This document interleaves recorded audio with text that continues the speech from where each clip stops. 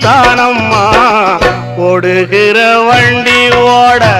ஒத்துமையா ரெண்டு மாடு ஒன்ன விட்டு ஒண்ணு பிரிஞ்சா என்ன ஆகும் எண்ணி பாரு ஓடுகிற வண்டி ஓட